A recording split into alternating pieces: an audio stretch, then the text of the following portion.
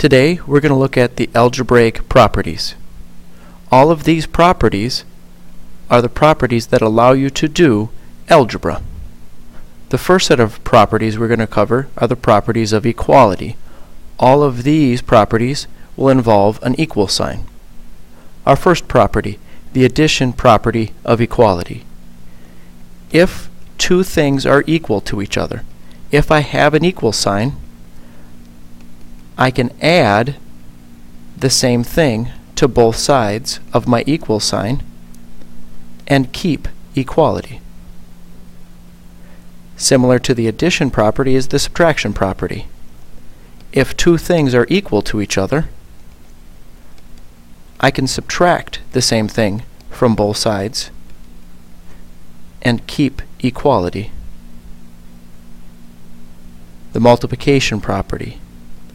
If two things are equal, they don't necessarily have to be numbers, they can be anything for these properties. Then I can multiply both sides of my equation by the same thing and keep equality. The division property. If two things are equal,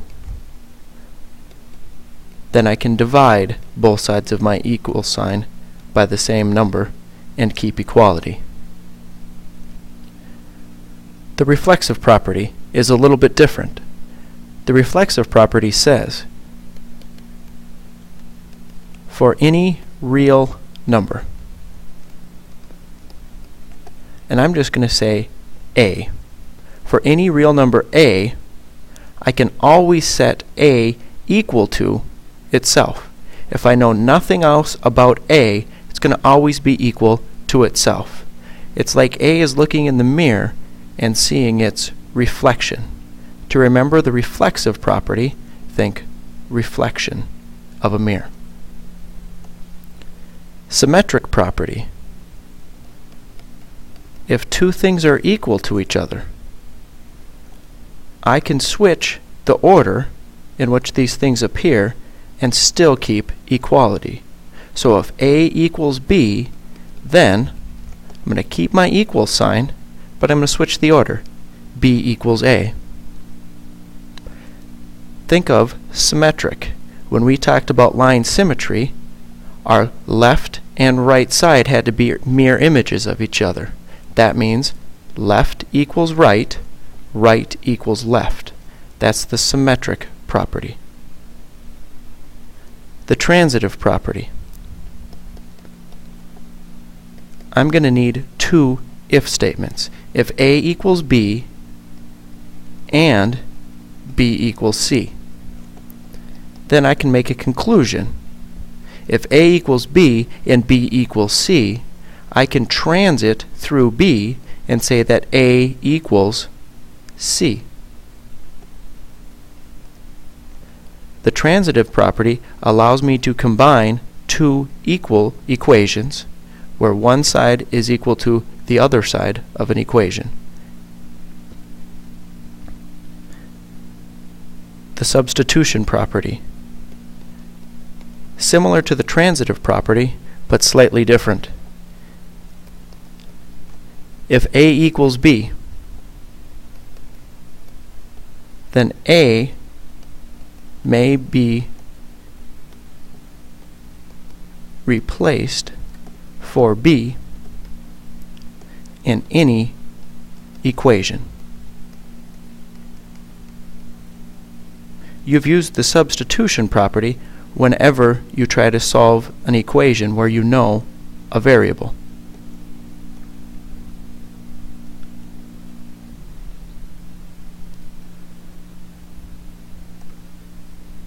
The properties of addition and multiplication. Our first property is closure. When I add two numbers for an answer, I'm going to get a number. A plus B is a real number. If I expand that to geometry, if I add two line segments, my answer is going to be a line segment. If I add two angles, my answer is going to be an angle. If I add two numbers, my answer is going to be a number. Similar, the closure property of multiplication. If I multiply two numbers, my answer is a real number. I'm not going to get some weird answer when I multiply two numbers. My answer is going to be a number. That property means that addition and multiplication are closed. Commutative. Commutative property means I can switch the order in which I perform the operation. A plus B is the same as B plus A. Same with multiplication. I can multiply two numbers and I'll get the same answer if I switch the order. This isn't true for all operations. A minus B does not equal B minus A. Just like A divided by B does not equal B divided by A. Addition and multiplication are unique in that they do have the commutative property. The associative property. The associative property says that if I have all addition and I have some grouping symbols, I can change the way I write those grouping symbols and still get an equal equation. Whether I take A plus B first, get that answer and add C, or B plus C first and add A to that answer, I'm going to get the same answer. Same with multiplication.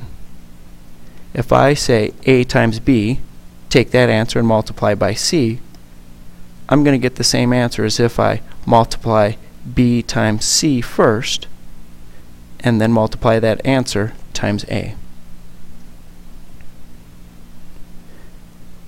The identity property. The identity property works this way. I'm going to start with a number, I'm going to add something, and for an answer I want to get A. In addition, the additive identity is 0. A plus 0 gives me A for an answer. In multiplication, I'm going to start with A, and I'm going to multiply by something, and I want to get A for an answer. In multiplication, the multiplicative identity is 1. 0 for addition and 1 for multiplication are the identities. The inverse property. Again, I'm going to start with A. I'm going to add something, but for an answer, instead of getting A, I want to get my identity. In addition, the identity is 0. So what do I need to add to A to get 0 for an answer? Well, I need to add the opposite of A.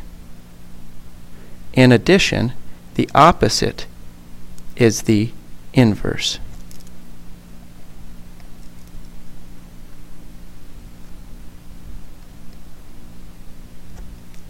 If I start with 2, I'm going to have to add negative 2 to get 0 for an answer.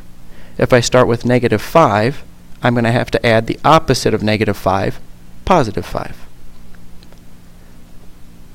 Similar, in multiplication, I'm going to start with A, multiply by something, and get the identity for the answer. The identity in multiplication is 1. A times 1 over A is going to give me give me 1 for an answer. 1 over A is known as the reciprocal.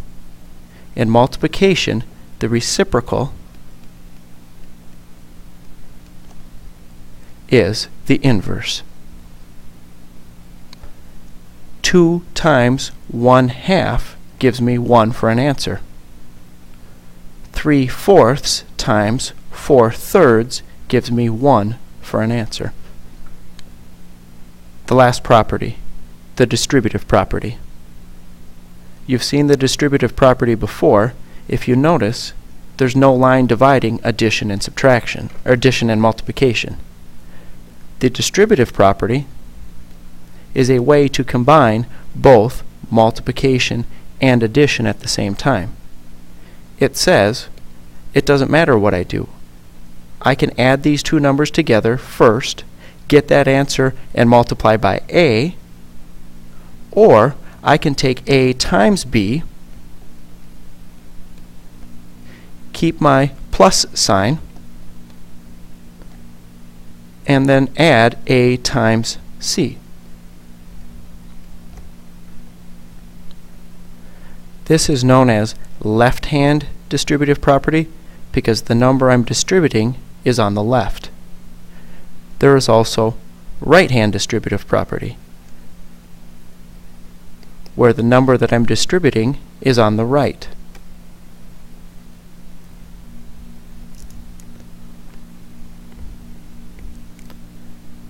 B times A, keep my plus sign, C times A. Both distributive properties allow me to combine multiplication and addition together.